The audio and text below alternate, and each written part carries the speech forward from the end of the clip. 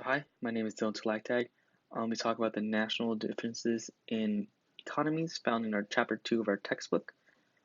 So what is an economy? So basically, an economy is the wealth and resources of a country or religion, especially in the terms of production and consumption of goods. So why is this important? Well, this is important because in a good economy, we'll have more resources and goods available to us. Whereas in a bad economy, these resources and goods will be very limited to us. So it basically determines our way of life and how we live. So the three types of economy I'll be discussing today is one of them is going to be command economy. So in a command economy, production, investment, and prices and income are all determined by the government. So this is usually found in communist countries like North Korea, for example, whereas they have one supreme leader that determines everything that goes on in the country. And within this economy, growth is very limited. It's usually remains stagnant. So some characteristics of a command economy is its government control, budget and allocation of resources are limited, prioritization, no competition, and authority. So like I said, one supreme leader.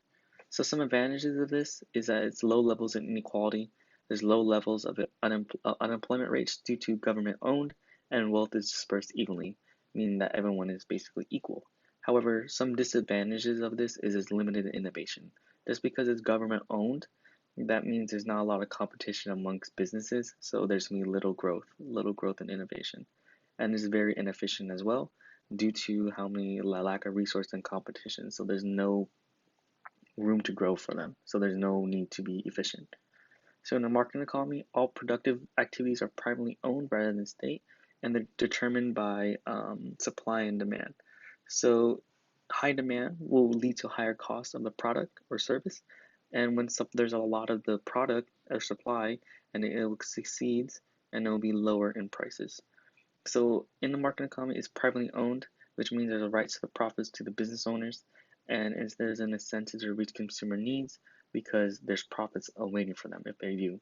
It promotes free competition among markets and participants with able to grow the economy. And a great example of this would be either the United States or Canada. And some characteristics of an economy, like I said previously, it's privately owned. There's a freedom of choice. There's always going to be the top businesses, lower businesses, stuff like that. So one, two, and three, they like a podium. And the government is intervention is limited. However, some advantages and disadvantages of this is some advantages is business efficiency, increased productivity, and innovation for a competitive edge.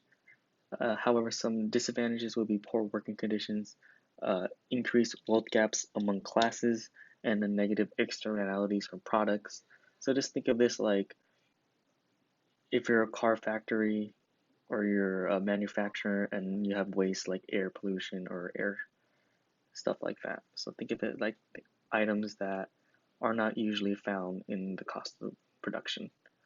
So in a mixed economy, so a mixed economy is an economic system that combines both the private and the public enterprise.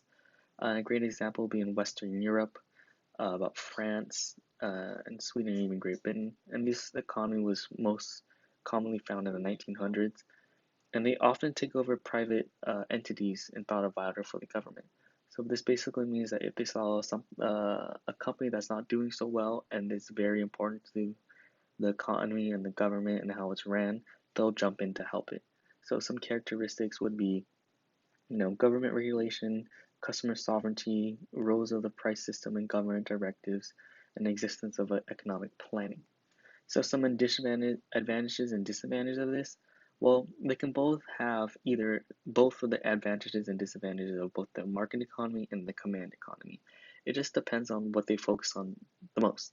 So, for example, too much freedom will lead to less competition of the members of the society. So that's something to think about. So it's important to understand an economic system in decision making because demand is always unlimited. We always have to strive to reach the demand. However, it's never going to happen. So we have economic systems in place to meet them. And it can also improve or worsen life, as I mentioned said in the beginning. So that's something to think about as well. Well, thank you for listening, and have a great day. Bye bye.